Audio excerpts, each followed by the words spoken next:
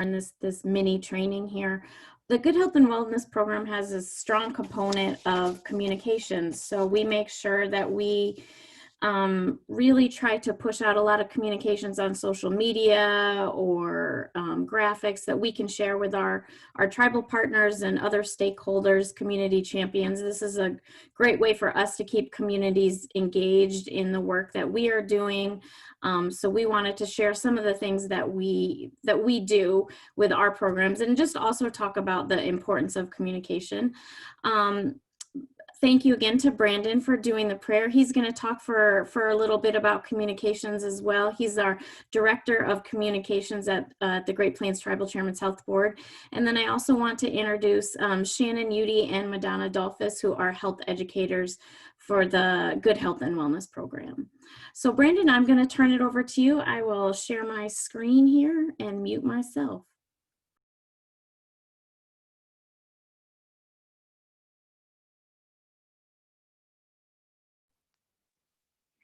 Good morning, everyone. So I think Jennifer's slides are coming up. What I do, my background in communication started as, I worked with the Pine Ridge Area Chamber of Commerce doing business outreach for them. I've done some work as a journalist. I've been the editor of Lakota Country Times, Native Sun News. I contributed work to mostly, pretty much all the Native American newspapers across the country. And what was interesting is that working for tribal newspapers helped to kind of guide me in what tools are effective at delivering information to tribal communities. When you look at the complexities of our communities, you come to understand that a lot of the traditional marketing techniques, a lot of the traditional outreach efforts made by large organizations that ain't as familiar with Indian country were not as effective. And over the years, I've kind of built my personal strategies for communications, for getting information out to tribal communities based off of these experiences. And I can definitely speak for more than 10 minutes on the topic, but that's what I have allocated here. And I picked up kind of some generalization, some general guiding points of how to communicate. And if we can pull up my slides, and go ahead and pull up the second one. Kind of four tips that fall under the umbrella of one big theme. The one big theme is that organizations need to be really, really good at telling their story. A lot of times in Indian country, we haven't put as much emphasis on communicating with the public, on communicating with people outside of our local communities. And as a result, the void in space, or the void in information about our organizations, has been filled by mistruths, or it's been filled by other people who have a misunderstanding of what our organizations do. And so the primary topic, or the primary strategy that I've developed and that I've begun implementing at Great Plains now is you have to tell your story, or someone else is going to do it for you. How do you tell that story is kind of where we get into the weeds as far as dealing with Indian country. As many of you may know, there are large portions of our communities who don't have access to high-speed internet. There's large portions of our communities who still only operate on landlines, or there's no cell service. So how do you reach those communities? Really, you need to be effective at using all your mediums. You have to build relationships. When you build these relationships with other people who have an interest in getting information out, you can kind of draw from their strengths, whether that be tribal health directors, whether it be tribal PR managers, whether that be local journalists who are looking for content. I think what we all need to realize out there is that there's a competition for content, and organizations who are willing to create and produce content are going to take advantage of that demand. If you have stories, if you write press releases that communicate what you do, but it's built in story form. It's built to tell your story. Journalists are quick to pick those up. So for me, I have a couple people that I work very well with. Arlo Ironcloud at Lakota Country Times. I work very well with Ariel Zanox at the Rhapsody Journal. And over the years, we've built relationships where, I can say, hey, look, we have a story here. This is what we're doing. And because they're looking for content, they're quick to jump on that. So that's part of the building relationships and helping to, get your content out there. Create and produce content. You have to use your social media stuff. Create pictures of what you do, Instagram, get it out there. Facebook, get it out there. We're getting ready to develop a Snap real soon, just so we can fill that void and help people with the demand for content that's out there. Facebook advertising, if you haven't gone through the basic advertising courses on Facebook, I highly suggest that you do it. One of the unique things about using Facebook advertising for tribal communities is that there isn't a whole lot of big corporate brands targeting our communities. Facebook allows for you to really detail how you send out your information. You can upload customer lists. You can target specific zip codes. You can even target specific buildings. One little tip that I use during Lakota Nation Invitational, I can advertise within 2 miles of the Rhapsody Civic Center. I know that community members from all across the state are coming to that one specific place. I can put in $50, $100, $150 behind an ad, and I'm going to be more effective at reaching them people, had I used $1,000 and spread it out across the state.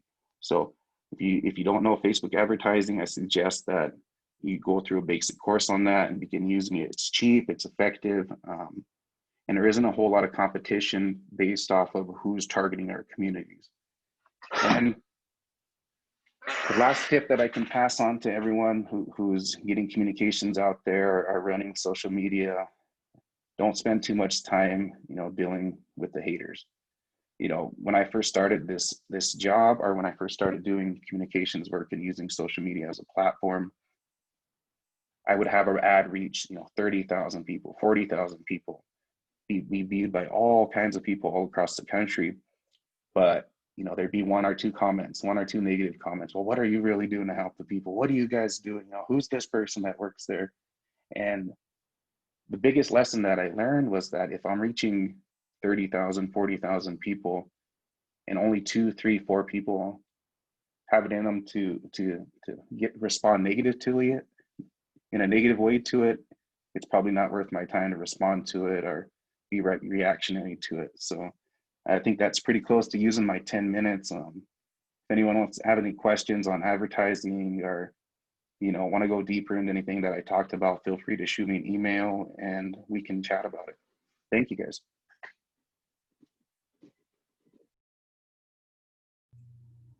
Thank you, Brandon. We appreciate it. We know you're very busy, so we appreciate you giving us the time this morning. Like Brandon said, if anybody has any questions, feel free to go ahead and put them in the chat box. We'll do questions at the end, but if you're like me, I forget things, so I need to put them down now or write them down now. So go ahead and do that if you need to.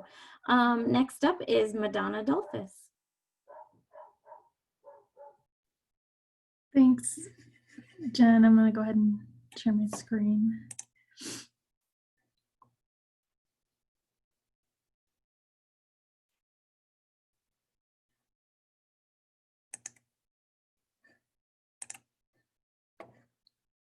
Can you see that? Yep. My name is Madonna Dolphus. I am a health educator here with the Great Plains Good Health and Wellness. I do have a background in graphic design. I've been doing graphic design for maybe 6 years now. So a lot of what I'm going to be sharing with you is just stuff I've learned over my course of freelancing. So I'll go ahead and start with what is health communication. So health communication includes verbal and written strategies to influence and empower individuals, populations, and communities to make healthier choices. And it also promotes positive changes in attitudes and behaviors.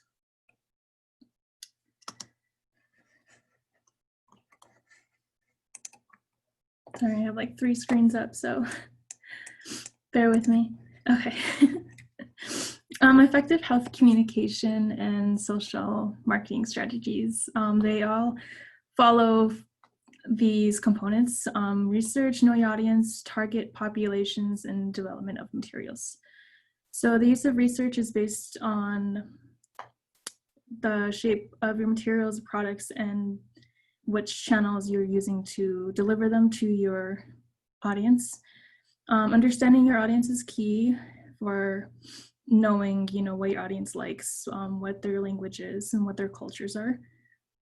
The target population consists of health literacy, their access to the internet, media exposure, and their culture as well.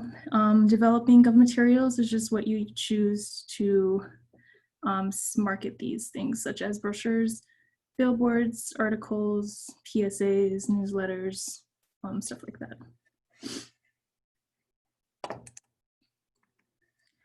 So there's different ways of getting your message out. I just included a little list here that we've used. There's radios, television, newspapers, flyers, brochures, billboards, internet, and right now the big one is social media. During COVID-19, social media is really a big tool to use in getting your message out.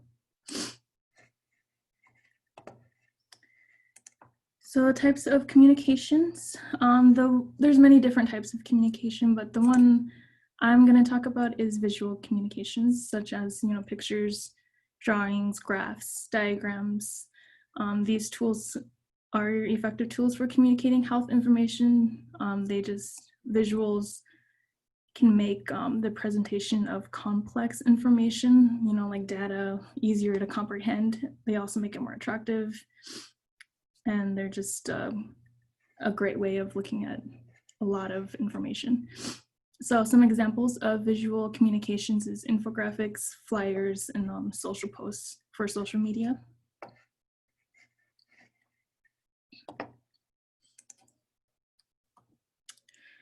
Next thing that I am going to talk about is not included in the toolkit. It's just a little overview of Facebook analytics. This is just something that is really helpful tool to use for your social media, and it helps a lot with gathering information and how to expand your posts and how to target people that you want your post to reach. So the 5 things that I included are just kind of a basic. There's so much that goes into analytics. So the 5 things are overview, which is how your page is doing. Likes, this is where your page likes come from.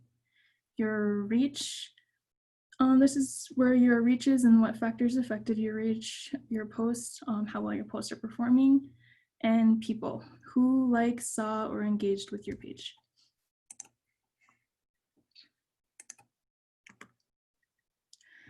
So how do you get to your analytics? If you go to your Facebook page, you will see on the left side, there's like a little bar you can click on in Insights, or there's this little box right on your page that says Insights, and you just want to click on that See All button.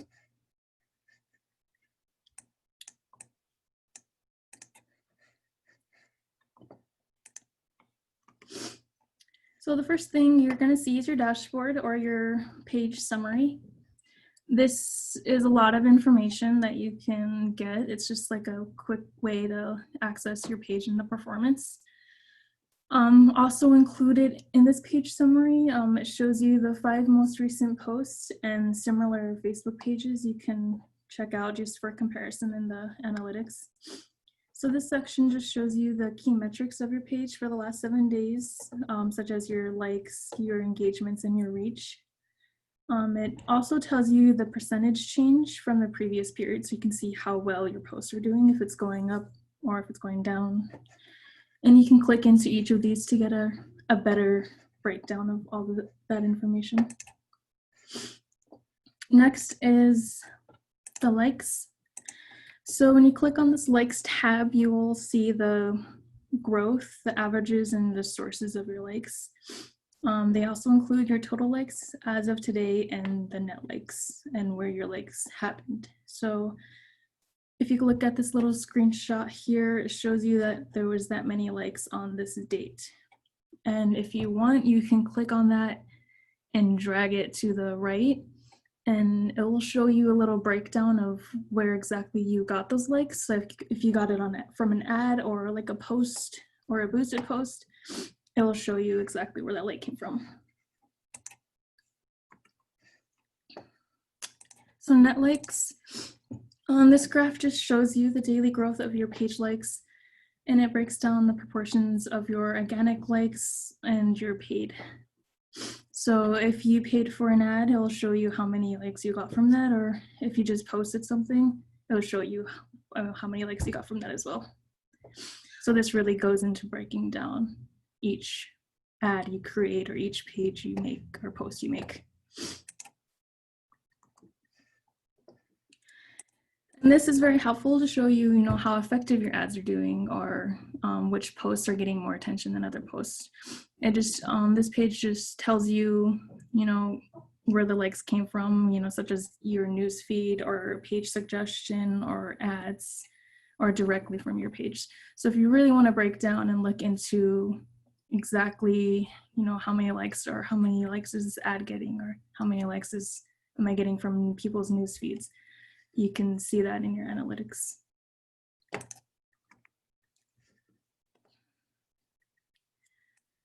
So next is reach. So the reach tab just shows you how far your posts have gone, like how many people it's reached. It informs you about the reach of your Facebook page and your post and the factors that increase it and decrease it. So some of the sections from this tab includes post reach, your reactions, the comments, and the shares. It also shows you the hide, report as spam, and the unlikes and total reach. So this graph right here just shows you the number of people your posts have reached organically or paid. It's a quick way to assess the organic reach over time, or to see if your ads are really working.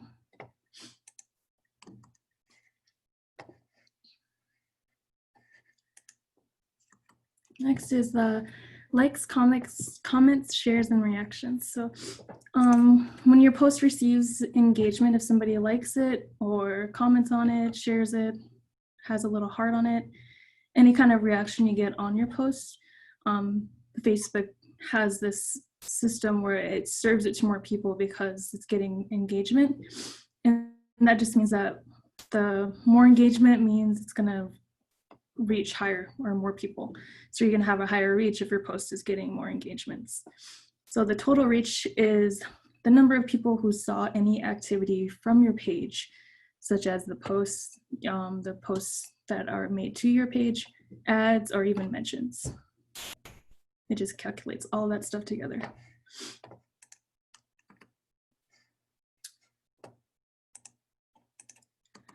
Okay, next is the posts. So this tab is really helpful. It just shows you how well the posts are performing over the week of whatever week you wanted to look into. It does contain all the information about your post, such as the reach and engagement. You can book this post from this tab directly. So if you want to boost a post, you can just click on one of the posts from this tab and boost it. This section also includes information like when your fans are online, your post types, the top posts from pages you watched, and all posts published. So it just helps you get an idea of when the best time is to post to Facebook. It shows you how active your Facebook fans are on average on each day of the week and each hour of the day. So if you want something to get a big impact, you can look at this page and decide when is the best time to post this, or if I want more people to see this. So you can hover over each day when you get on this page, and it will show you an overlay of the activity on that particular day versus the averages. And I went ahead and animated this for you so you can get an idea of what it looks like when you hover over each day of the week.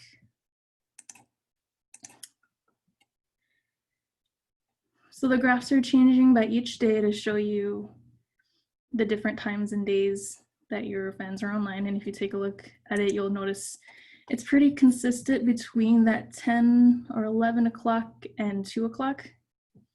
So that would be a good time to post, like any day. But if you want to get really specific, the highest peak would be up here in the evening time. All right, next we have post types. So this section just tells you a little breakdown of which posts perform better in terms of average and reach and average engagement. So you can tell like which type of post does better on your page. It's either could be a video, a link, photo, or a shared video. In this screenshot, you'll see that the video and the links are getting more reach. So it's reaching more people. But the engagement is higher on the links because it's having people click on the link that you're posting.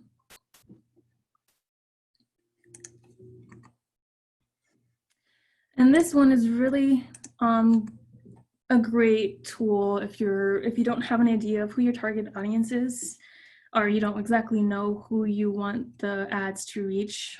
This tab, the People tab, will tell you exactly who your biggest fans are. So people reached are the people who saw your post in the past 28 days, while people engaged are the people who liked, commented, shared, or messaged your page.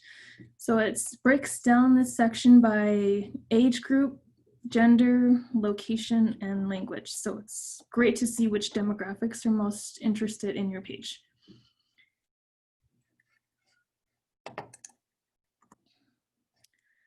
This is just a little tip. Brandon kind of talked about this. Facebook ads are really great to invest in. Like he said, if you don't know anything about Facebook ads, it's really great to kind of watch a couple videos on Facebook ads for beginners because it's really effective and it's really cheap. And if you want, it's really complex. So if you want to target specific people, you can go in there and target specific people, specific groups. So it's really great to invest in that for certain posts or stories that you want people to see. Okay, the last thing that I'm going to go over is how to design an infographic. So I kind of laid it out for you in kind of simple terms. So G is just to get to know your audience. R is restricting color. A is aligning elements. P is prioritizing parts. H is highlight the heading. I is imagery, and C is choose charts carefully. So this information is in the toolkit, and I just kind of summarized it in this designing a graphic for you. So getting to know your audience, you just want to ask yourself some questions if you do not understand who your audience are. You just define your audience by asking who is your audience, how will they see it, what is the key message you want them to take away, and what are key barriers to communication in their area. Are restricting colors. So you don't want to, you just want to make sure that the text is readable. And when choosing color, visual attention is determined by the variables, including shape, color, and size. When you use color, try not to use too many colors. It's good to keep it kind of low on the colors, just to make certain graphics stand out more and the message stand out more when you're using color. If you want to highlight something really important, it's good to use an offset color, like something that will draw the eye to that specific word or statistic that you want to show. Aligning elements. Aligning elements is important because you want it to stay consistent. I use like a little grid. It's an invisible grid what I use to design with. It's really good if you align the text and all the pictures evenly, and it just keeps everything looking clean. So I do have an example here of a graphic I've made based off a grid. So you notice how on the right side everything's, you know, flush vertically and underneath everything's flush or horizontally. You want to keep all of your dominant information like the title, the heading, and the bigger shape, which is on the left side of this grid. It's the bigger shape. And then when your eye flows through this graphic, it should flow from the left side up to the plate and then make its way down. Okay, P for prioritizing parts. So you just want to make sure that there's a focal point that reinforces your key message. So pick something that's you want people to notice more, something that will stand out. If you can put it in a larger font, that's good. If you can highlight it with a different color, like I did in this infographic, you can do that as well, or you can put a shape behind there. Anything you want to stand out, you can add a little feature to it.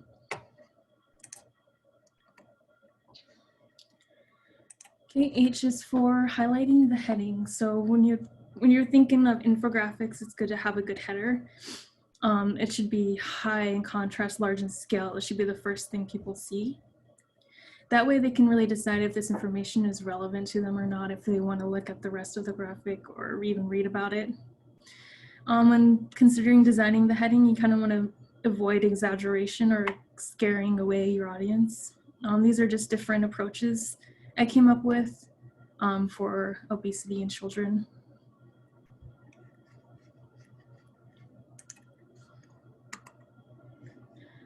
Okay, next is I for imagery. It's good to use images, especially in infographics. There is different types of imagery you can use. You can use simple shapes, pictograms, or photography. So when you use simple shapes, you can just use little squares, little circles, stuff like that. If you use pictograms, those are little icons that you see in a lot of infographics. Those have a more formal and objective tone, but they're also good for general representation of what you're talking about. Using photography is a little bit tricky. It's kind of, you gotta make sure the design is all together when you use photography. You don't want to give someone the wrong impression that this picture could be a picture of a trash can and underneath it'll have a word or a text of what you're trying to say about recycling. And somebody can take that as, you know, throwing something away means something totally different. It could be a symbolism issue and you don't want to give that impression at all. So using photography is very tricky, but when done right, it's very effective. These are just little quotes from people that use these things in their infographics.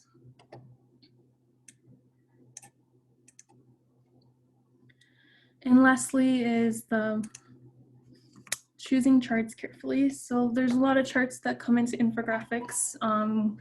There's different kinds of charts you can use. You want to keep it simple for bar charts. You don't want to confuse people with a lot of information.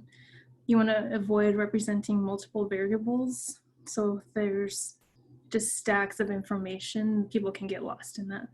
You can also add a little bit of color and shapes, you know, to help with the appeal of what it looks like and how it's being presented to your audience.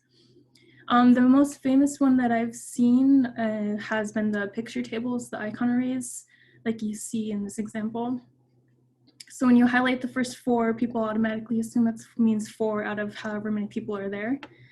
You want to try to avoid highlighting it in different areas randomly because that will just add confusion. They can't really understand just by looking at it what that is meaning. And that is all I have for how to design an infographic. So thank you for your time. I'll hand it over to Shannon now. Thank you, Donna. Hi, everyone. My name is Shannon Udy. I'm a health educator also for the Good Health and Wellness program here at Great Plains Tribal Chairman's Health Board. And this last part of our presentation, I'm just going to kind of go over what we've done here with our program, trying to adapt to the times of COVID-19, as I'm sure everyone has struggled to do this year. It's been a learning curve for sure. We've all been sent home and working from home, and just really trying to communicate with our audience as well as each other, and trying to get our messages out this year, and sort of the things that we've done to hopefully make that happen. But I just wanted to start with a quick poll, just to see everyone that's joined today, what kind of forms of communication you all have been using the most. This is multiple choice, so if you've done multiple, you can click those. And if there's one on there that you've used and it's not on the poll, please type it in the chat box. We're always looking for new ideas and effective ways of communicating messages. So.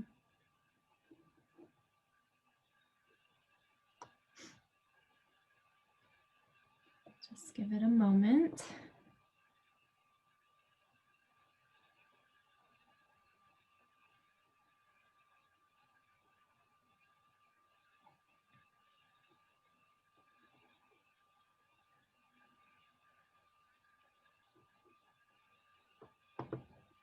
Okay.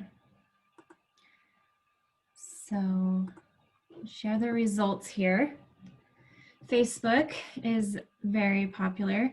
So that was really helpful, Madonna, to go over all of that advertising on Facebook. Again, if you're not doing Facebook advertising, like Brandon and Madonna said, it's really helpful to just kind of watch a few videos, get to know that, and that can really boost your program or organization's communications. Flyers and handouts, company website. Those are all good. Okay. So I just had to put this little cartoon on here. I always give my supervisor Jen a bad time that she always asks if she can call me really quick, and I sometimes look like this, and that's also been a learning curve from working from home. But you can go to the next slide, Donna. So one of the things, and Donna kind of put a few of these in her slides, we really tried to put out our Good Health and Wellness Feed Your DNA tips. We tried to be consistent with these, sharing them mostly on Facebook. We would try to get one out a week, sometimes two a week, and focus on one topic that was kind of highlighted. You know, for example, if the month was breastfeeding month, we focused on doing breastfeeding tips, providing education and support in the workplace for breastfeeding moms. And then Suicide Awareness Month, we kind of tried to focus on things that pertained in our work plan, such as physical activity and nutrition, how nutrition can affect your mental health, how physical activity can affect your mental health. So Donna put together all these beautiful graphics, and we've been sharing those. We also have a newsletter that we share them in. I'll touch base on our newsletter a little bit later on. But this was one of the things that we tried to really adapt to, was sharing a lot more on social media of just simple, quick tips, educational material, tried to keep it simple, not too many words, not too many things going on, just as another way to get our information out there. We normally, you know, we go out into the communities and we do trainings and presentations in person. And since this year we weren't able to do that, this was just kind of a way to really get that material out there for the public. You can go to the next slide, Donna. Another thing, we focused a lot on this within our grant last year, was digital storytelling. And I really loved what Brandon said at the beginning was, you need to tell your story or someone else is going to tell it for you. And I think digital storytelling is a great way of telling your story and really explaining what your organization is about, what's your program about, or whatever you're trying to get across. Digital storytelling is really effective. And we've worked with our subawardees that we had last year, and we kind of worked with all of them to design their own digital story that they could share on their social media pages, that they could share with their community. It's a really useful resource when applying for future funding and showing all the things that you've been able to do with previous funding. And so this digital story was the one that we created at our symposium last year that kind of explained what the Good Health and Wellness program was about. So I put it in here, and we'll go ahead and play it to share our digital story.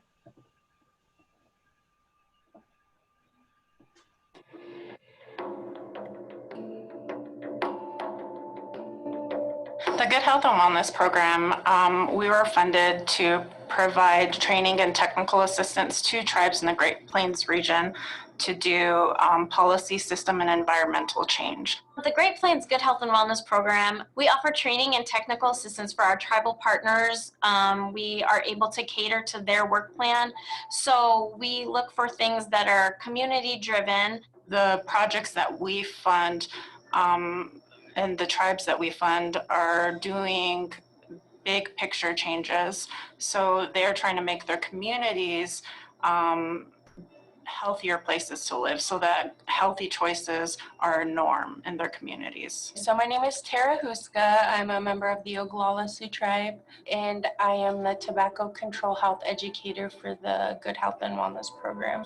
So a lot of what I do is to help tribes educate on the burdens of commercial tobacco, like revamping their policies, updating their policies, enforcing their policies, just handing out educational material to tribal members. Different tribes have different uses, they have different types of tobacco.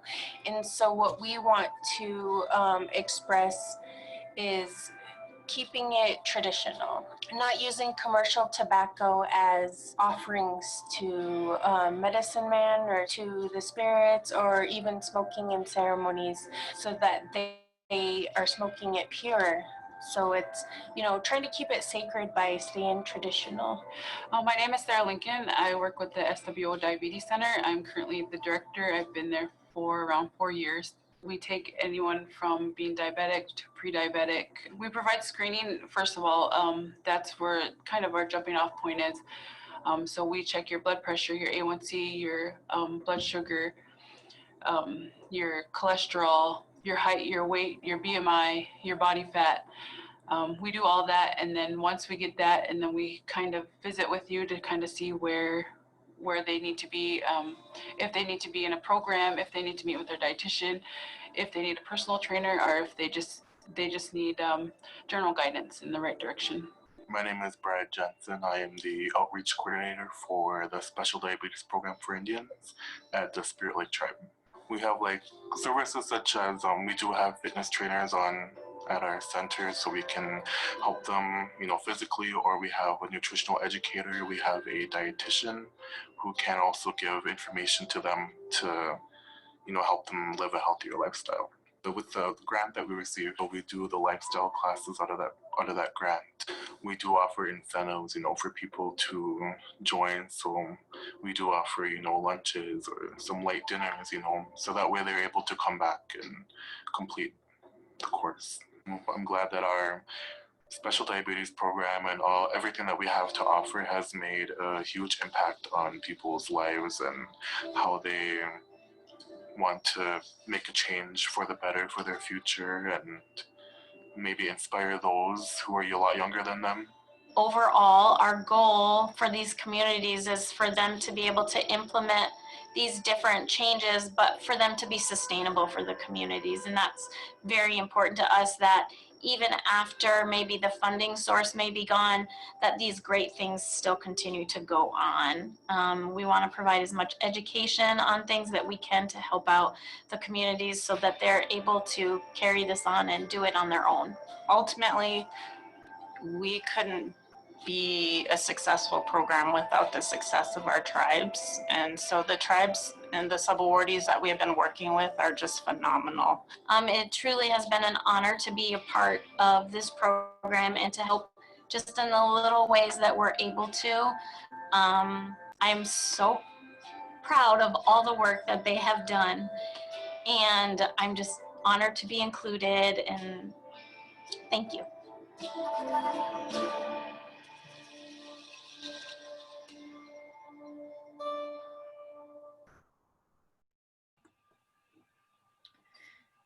So that was just the digital story that we put together for our program at Good Health and Wellness. But like I mentioned, most of our subawardees last year, they also were able to do their own for their programs. So if you want to take a look at those, we put them all on our YouTube page.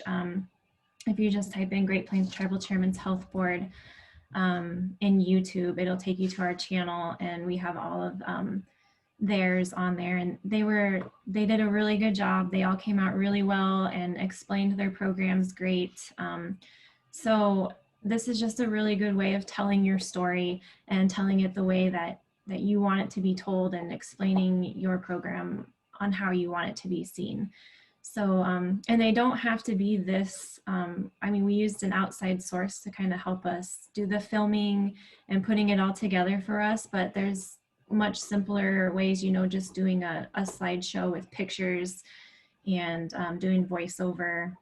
And there are a few programs, I'll touch base on those here in a little bit, but it can be really simple. It doesn't have to be anything extravagant, but really good way to tell your story and get your resources out there. You can go to the next slide. So I did just want to do one more poll to see which creating and editing platforms you all have used, or if you've discovered any new ones during this time from working from home and trying to create resources more. Again, if you have other ones that aren't out there, please put them in the chat box. We would love to discuss them.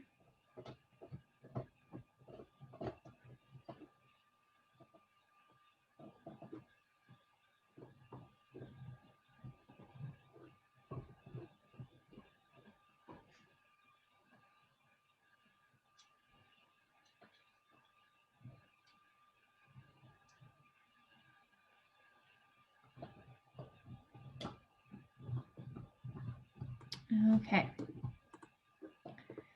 So it looks like the biggest one is Publisher, Word, PowerPoint, which I use a lot. Donna is our, like she said, has her graphic design background, so she does all of the other things. But for me, I'm a Publisher girl through and through.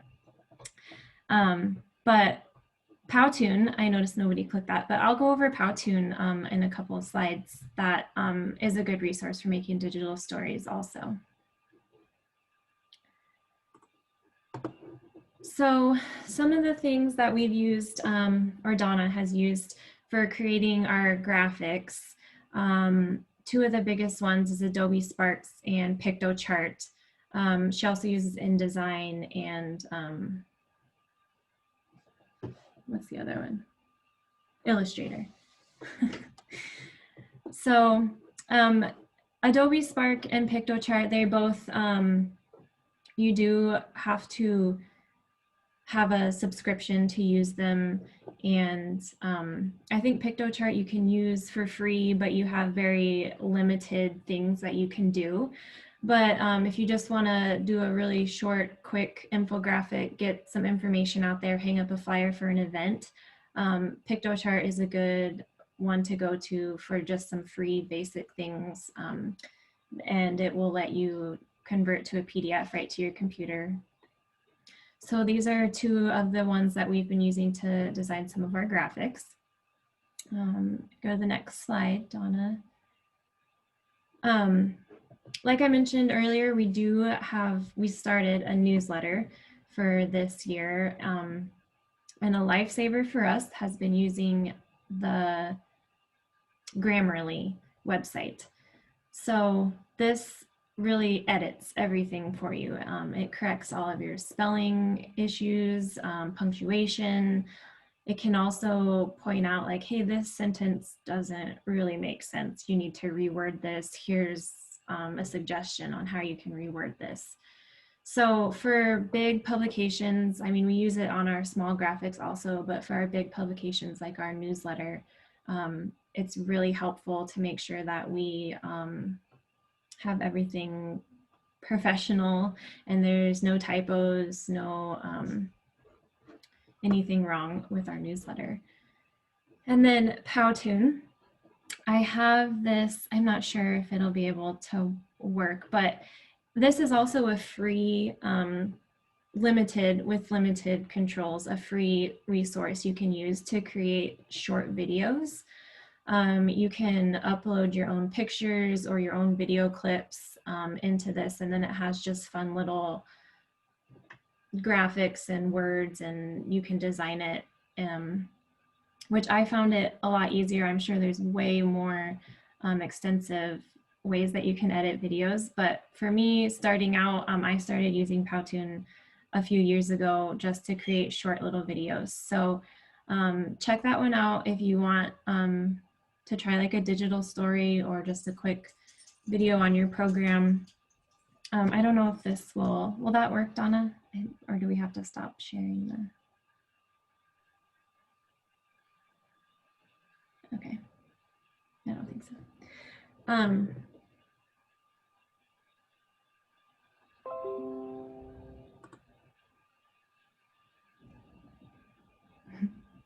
That's okay. We don't have, yeah, I think it plays in a different window. But check that one out, powtoons.com, and just kind of play around. Again, it's free for the basic things that you need it for. And then if you want to get more extensive and add a lot more detail to it, it will have you do a subscription. But that's a really good one that I like to share with everyone, just to make short videos that you can share on your Facebook really quick or put on YouTube. Easy to use and user-friendly. So then the next slide is kind of our tracking device for everything that we send out. So Facebook alone, like Donna went over, can track a lot of things for you, how many people you've reached, when's the best time to share, when you shared it, how many likes you got. But we share a lot of other things also, not just on Facebook. So this was our way of tracking all of that and making sure that we're keeping track of everything that we're sending out. So we use this worksheet in the Smart Sheets program, which is another great resource that we've been using. It's all online. So this is our tracking where we choose what focus area we covered. We have different focus areas within our work plan, increasing physical activity, increasing access to healthy foods, increasing breastfeeding, reducing stroke, prediabetes. So that's where we would click which area we covered, the date we communicated it, did we pay to distribute this communication? Like, did we use a Facebook advertisement? Did we pay for a Facebook advertisement to get this out there? How much it cost us? The communication channel or type. So again, Facebook, or did we send it out snail mail? Did we hand them out personally at an event? Keeping track of how we got it out there. Number of placements, and then our reach, number of shares, number of clicks, number of views, and the open rate. So another platform we use is Constant Contact, which is an emailing platform that also tracks how many people have opened our emails, how many people have actually clicked on the attachments in our emails and viewed them. So that's another great way of tracking what's been sent out and the reach that we created.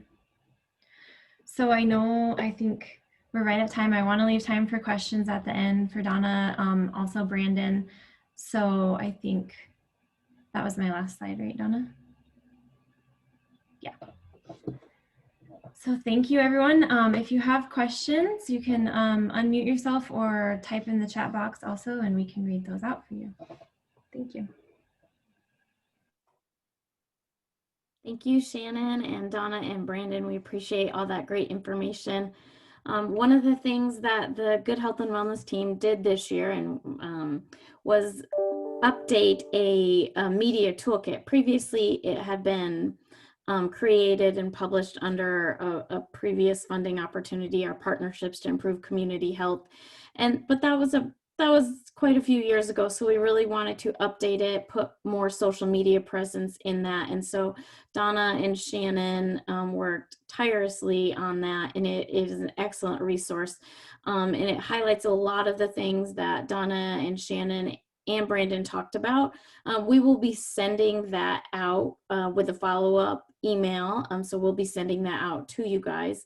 If you guys want a copy, a hard copy of the Media Toolkit, we do have some of those available. So please reach out to us and we'll be happy to send some to you if you need them. It's a wonderful resource.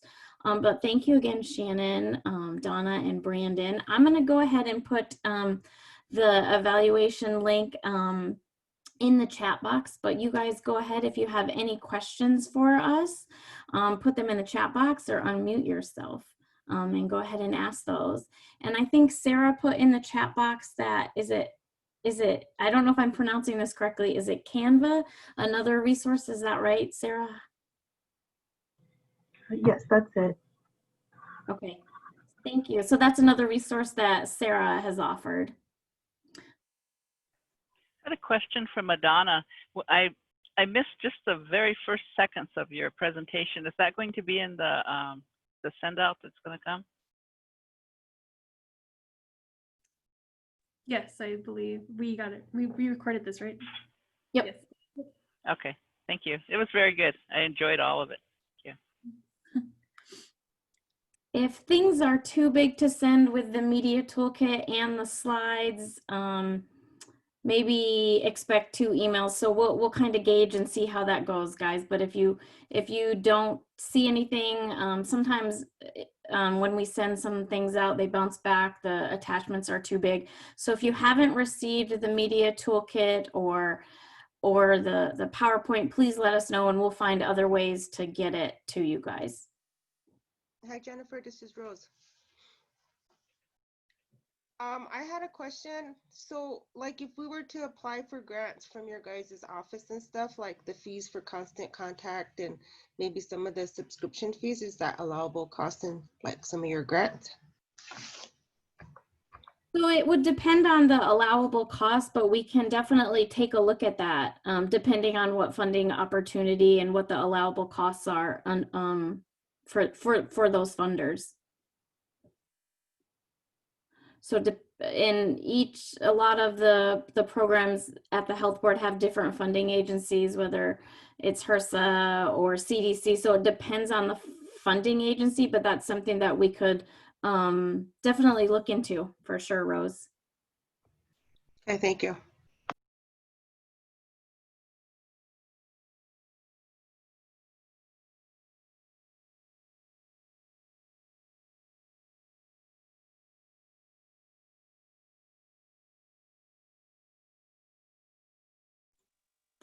So I went and I put the, sorry guys.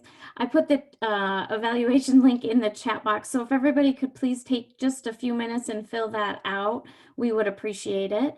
And we'll go ahead and stay on a few minutes more, but please keep a lookout for that follow-up email, which will have the recording of this webinar, the Media Toolkit, and this the slides that went with this training. But if you have any questions, we'll still stay on a few minutes longer. Thank you all so much for joining us, and thank you Shannon and Donna, and thank you Brandon as well. We hope you guys have a good day, and please continue to stay safe and healthy.